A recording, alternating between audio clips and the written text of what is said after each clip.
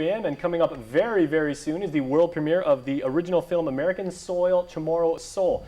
It was brought to you by somebody that we have worked with for several years now, the lovely Jessica Peterson, who was producer and director, and Balthazar Uggen, a very good friend of ours. Welcome back. Thank you. I haven't seen either of you in quite a while, because Jessica, you've obviously been incredibly busy, and Balthazar, you're basically running the island at this point. Oh, no.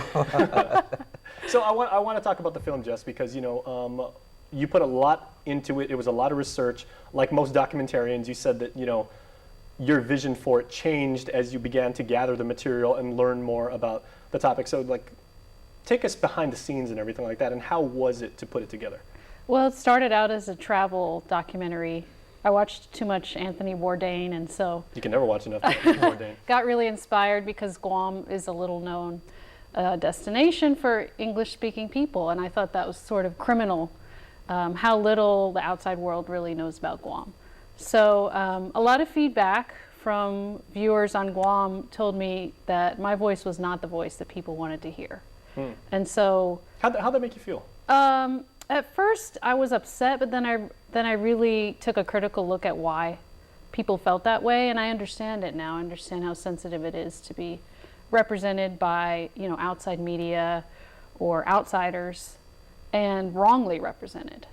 So I was sensitive to that, and so when I did casting, I found really great cultural practitioners who had a lot to say, and so they're the feature of the film.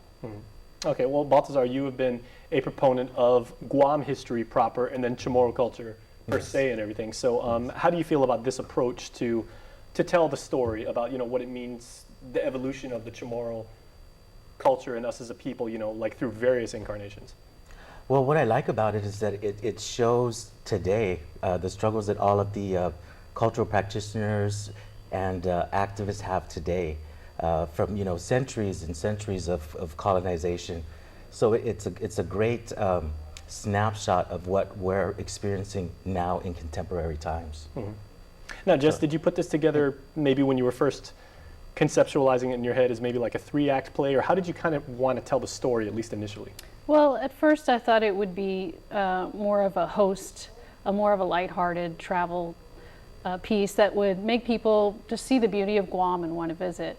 But then when I started really thinking about the stories I had heard just anecdotally about the Chamorro language being banned in schools and how that affected people's perception of their own culture, I thought that was really an interesting topic to explore. You became aware and cognizant of the struggle.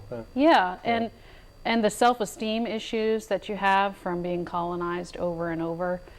And then once I started the interviews, those thoughts just poured out and I learned even more. Yeah. How did that affect your initial vision for it? Because obviously, if you said you were influenced by Anthony Bourdain, you said you wanted to take a lighthearted look. What has become the final product, I would say, is a complete 180 of what you initially conceived. Yeah, pretty much, except... In positive ways. Yeah, I wanted to keep it cinematically very beautiful because that's how I feel about Guam. So I think you can sense that in the film, is that it is a love letter to Guam. I think it's what Guam deserves as representation from an outsider's perspective, but still keeping with the heart of the island. Okay, well Balthazar, as an indigenous Chamorro, what do you think that we as a people can learn from what Jessica and her crew have captured in the way they've been able to tell it visually? Oh, great question. I think there's a lot of things to learn here, but I think first and foremost is that we do have a struggle right now with our Chamorro identity, that we are working to define who we are, and that we need more people like Jessica to say, let me help you tell your story, or let me give you an avenue to tell your story, because we have so many stories, and maybe that might be an issue too. Is like, how do we merge all of these struggles and these ideas into one that says, this is Chamorro, this is who we are. So it's I want to say Renaissance, but the Renaissance has been happening for years and years. I think through this film, personally, your transition, I think, is a fantastic one because it opened your eyes as a filmmaker, and you looked deeper than what was on the surface and grabbed the Chamorro soul. So I think that's a fantastic evolution of being a filmmaker. And to be fair, Jessica, you've lived on the island long enough, and you've been involved in the local culture here with, your nonprofit work, being involved with Farm to Table Guam, and, like you've done the travel stuff, and you've involved many of the locals in your work and everything like that. So you're about as Guamanian as we get. Oh, thanks. And we're very, very happy to have you as part of, as part of our society here. And the work that you're doing is very much appreciated. Thank you.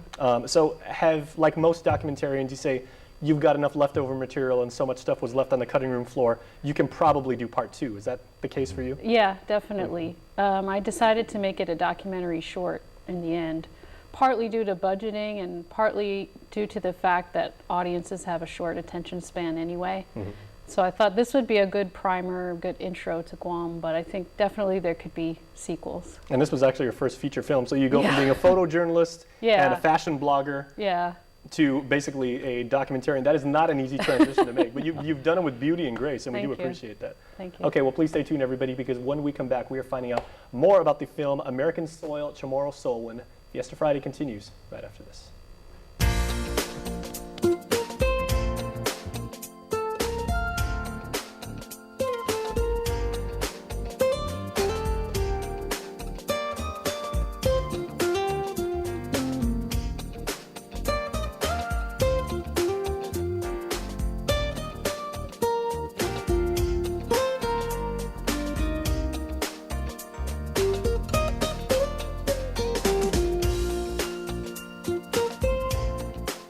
Your community calendar is brought to you by Taco Bell. Whether it's your first meal or your fourth meal, we've got you covered. Taco Bell, live Más.